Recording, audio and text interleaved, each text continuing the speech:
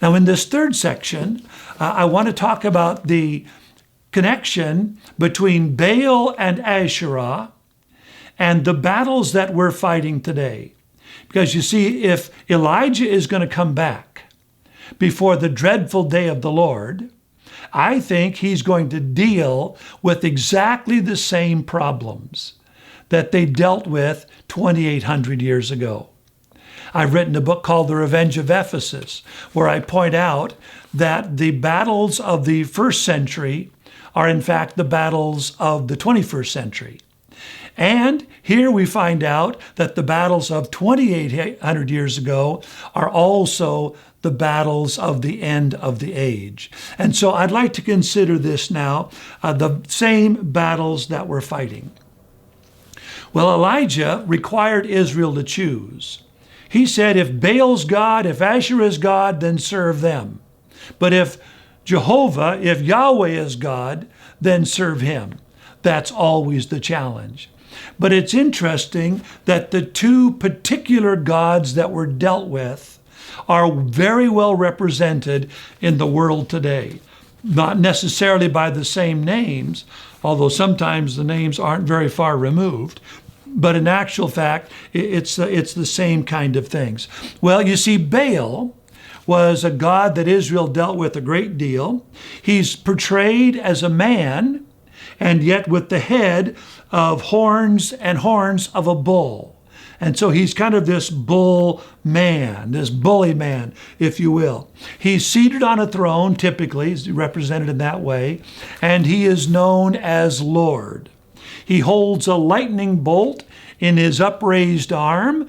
That is common through many of the gods of antiquity. That's because he has the ability to control the storms and the sea, but also because he is a destroyer. So he controls nature, and he has the capacity to destroy. By controlling nature, he's able to regulate prosperity and fertility and the success of people.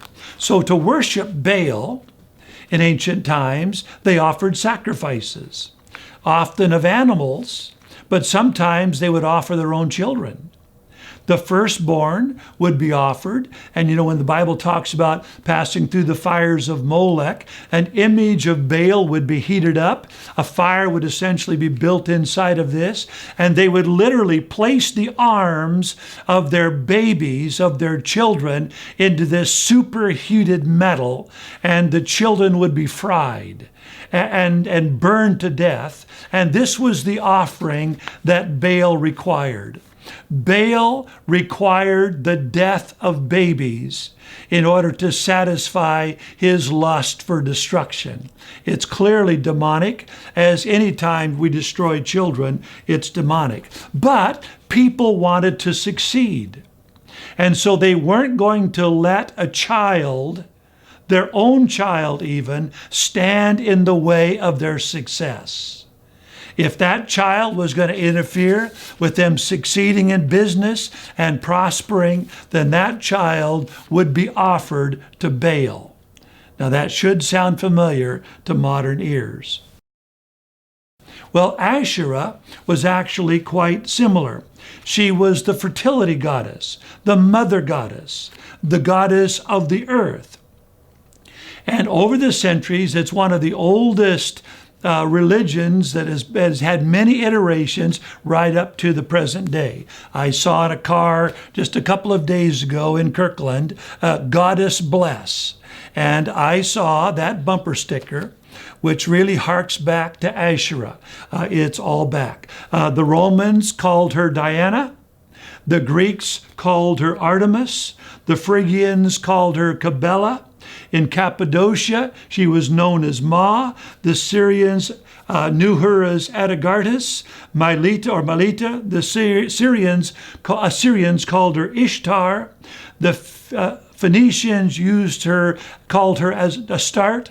And so you can see that there's all these iterations, but one morphs into the other and very little changes throughout. But in Israel, in the time of Elijah, she's known as Asherah. Well, in whatever context, the practices were the same. So animals and crops were the result of the blessing of this mother goddess. So the herds were sacred. There were sacred herds, herds of deer. Even the fisheries were owned by the temples. The rights to fish in certain areas were owned by the temples of this particular goddess. There were groves of trees.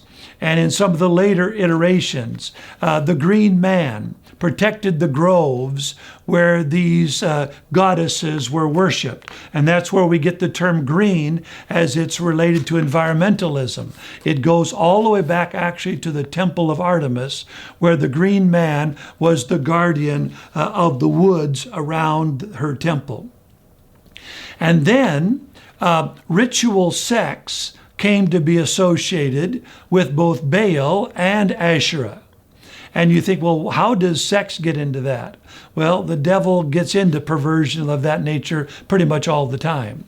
But the ancients believed that if they had sex in the temple or in an environment of their god Baal or Asherah, the gods would see it and they would be inclined to bless their animals to have babies, bless their crops to have fertility of the land, you see.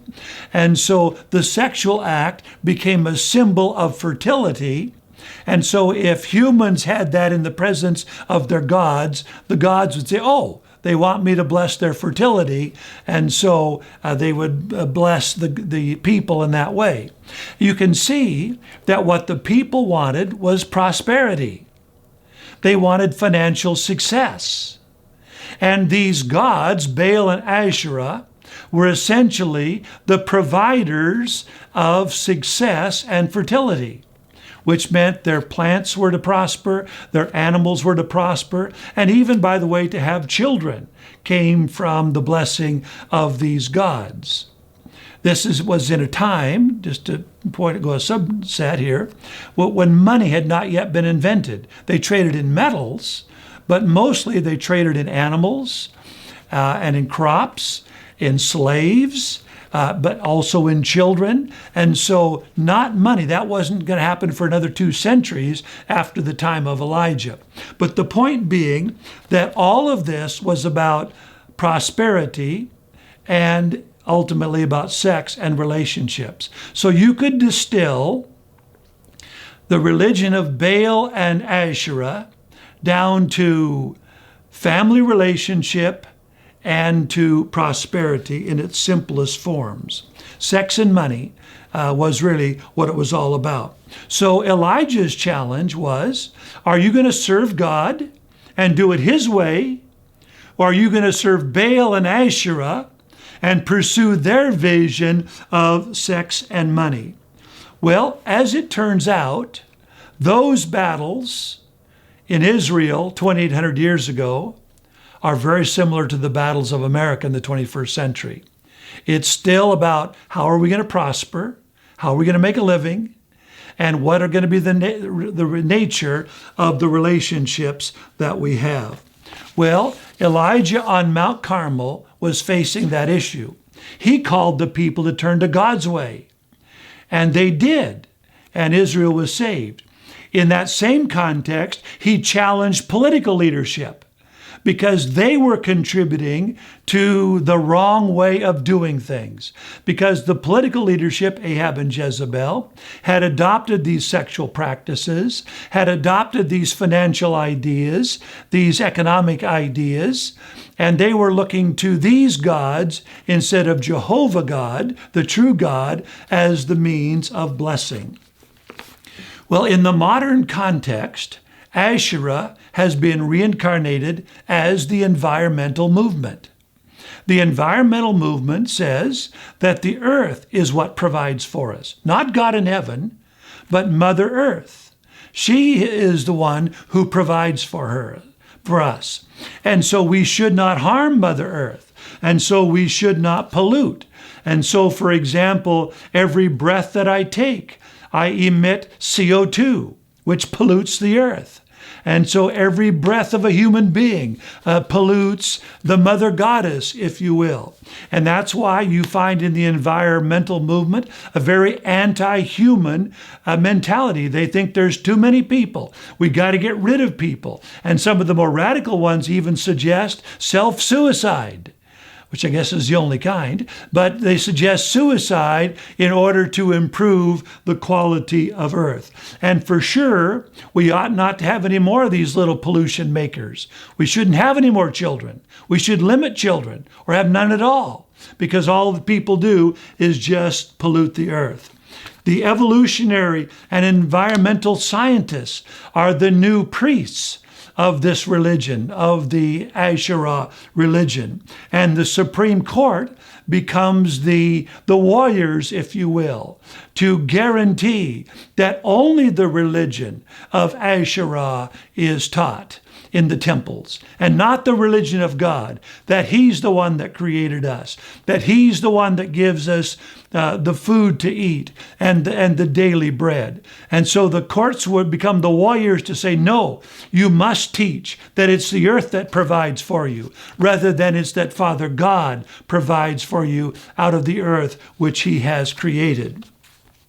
And Baal is reincarnated today as the guarantor of our success. As it turns out, Baal, or the prophets of Baal, are running for president today, for example, because it's not God who supplies our need. The way Philippians says, my God shall supply all your need according to his riches in glory by Christ Jesus. No, it's not God who supplies our need, but it's Baal. It's the government. Or even the president. I'm going to make sure. I'm going to take from the top 1%, and I'm going to take their stuff from them, and I'm going to give it to you because I'm the provider for you.